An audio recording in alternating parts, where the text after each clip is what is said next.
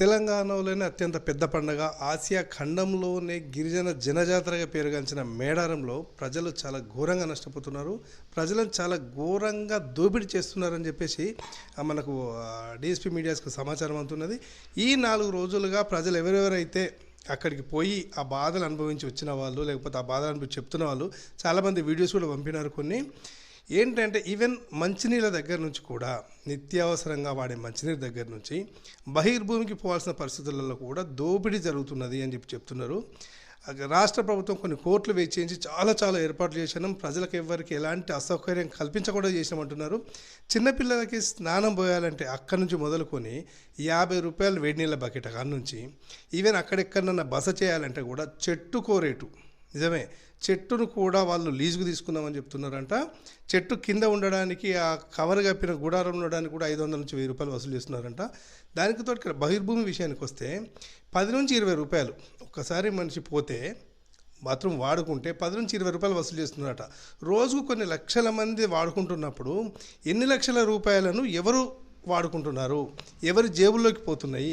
Contractor జేబులోకి పోతున్నాయా, లేకపోతే అక్కడ ఉంటున్న వర్కర్స్ జేబులోకి పోతున్నాయా, లేకపోతే అసలు ఆ పాట పాడి వేలం పాట వాడినందుకు పోతున్నాయా? ఇంతకని ఇంకోటి ఏంటంటే ప్రతిదీ కూడా కూల్ డ్రింక్ తాగాలంటే బయట 50 రూపాయలకు దొరికే కూల్ డ్రింక్ అక్కడ 100 రూపాయలు, బయట 100 రూపాయలకు దొరికే వస్తువు అక్కడ 200. బెలూన్ల దగ్గర నుంచి, చిన్నపిల్లల బెలూన్ల దగ్గర నుంచి జాగల వరకు అన్నిటి వరకు కూడా అడ్డంగా దోపిడీ చేస్తున్నారని చెప్పేసి ఆరోపిస్తున్నారు. అయితే ఇంకొకటి బాగా భయంకరమైన పరిస్థితి ఏంటంటే, ఒక బస్తీలో బాగా జనం ఉండే ఒక బస్తీలో, అంటే ఇప్పుడు జనం వస్తారు, ఇంకొక వారం రోజులైతే పెట్రోల్ కూడా క్యాన్లలో నిల్వ చేసి అమ్ముతున్నారు. ఆ పక్కనే పొయ్యి మండుతున్నది. ఒకవేళ అక్కడ అనుకోని ప్రమాదం జరిగితే ఎవరు బాధ్యులు? కలెక్టర్ బాధ్యత వహిస్తారా? ఎస్పీ బాధ్యత వహిస్తారా? రాష్ట్ర ప్రభుత్వం బాధ్యత వహిస్తుందా? మంత్రి సీతక్క గిరిజన స్థాయి నుంచి, నక్సలైట్ స్థాయి నుంచి ఇప్పుడు మంత్రి స్థాయికి ఎదిగి ఆమె సొంత ఇలాకాలో ఇలాంటి జరుగుతుంటే, ఇంత దోపిడీ జరుగుతుంటే అసలు ఎవరు చూడాలి? సరే, ఇంకొక మాట, ఎవరిని దోచుకుంటున్నారు? అసలు పండగ వచ్చే వాళ్ళు ఎవరు?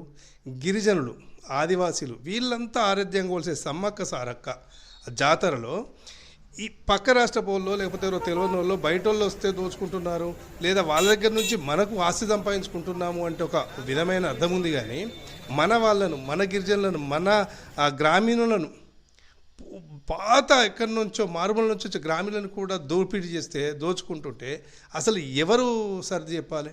ఎవరేం చేయాలి? ఒక రకమైన ప్రచారం మీడియాలలో అయితే ఎంత ఘోరమైన ప్రచారం అంటే, కంప్లీట్ మేడారం అంతా గవర్నమెంట్ చూసుకుంటుంది, కొన్ని 100 కోట్లు పెట్టింది, ఒక్క రూపాయి కూడా సాధారణ పౌరునికి కానీ, ఆదివాసీలకు కానీ, గిరిజనులకు కానీ ఉపయోగపడట్లేదు.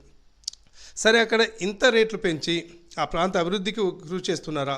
అసలు వేలంపాట పాడినోళ్ళు ఎవరు అని తెలుసుకుంటే, ఆంధ్రప్రదేశ్ నుంచి వచ్చిన వాళ్ళు, ఇతర ప్రాంతాల నుంచి వచ్చిన వాళ్ళు దుకాణాలు మెయింటైన్ చేస్తున్నారు. అక్కడ సారా కాంట్రాక్టు, మద్యం కాంట్రాక్టు, బ్రాండ్ షాపులు అన్నీ కూడా అవే. ఇంకా బ్రాండ్ షాపులకు సంబంధించి అయితే ప్రతి దుకాణంలో మంచిగా దాన్ని అమర్చిను, సెట్ చేసిను, మన అట్రాక్షన్గా చేసుకోవడానికి. ఒక్కొక్క దాని మీద అంటే ఒక క్వార్టర్ మీద 20 నుంచి 30 రూపాయలు ఎక్సెస్. ఎక్కడి నుంచి ఎటు పోవాలో అర్థం కాక 2 కిలోమీటర్ల దూరం ఉన్న వాళ్ళు కూడా ఈ పరిస్థితి ఎదుర్కొంటున్నారు. వాళ్ళకి సౌకర్యంగా ఉండడానికి ఏర్పాటు చేసిన అన్నీ కూడా దోపిడీ కంప్లీట్. ఒక్కసారి జాతరకి వెళ్తే అబ్బాయి ఎందుకు వచ్చినాంరా అనే పరిస్థితి కల్పిస్తున్నారు అనొచ్చు. ఇప్పటికైనా ప్రభుత్వం దృష్టి పెట్టాలి, సీతక్క ప్రధానంగా దృష్టి పెట్టాల్సిన అవసరం ఉంది. అలాగే కలెక్టర్ గారు, ఎస్పీ గారు కూడా ఇలాంటి అక్రమాలపై చర్యలు తీసుకోవాలని డిఎస్పీ మీడియాస్ కోరుతున్నది.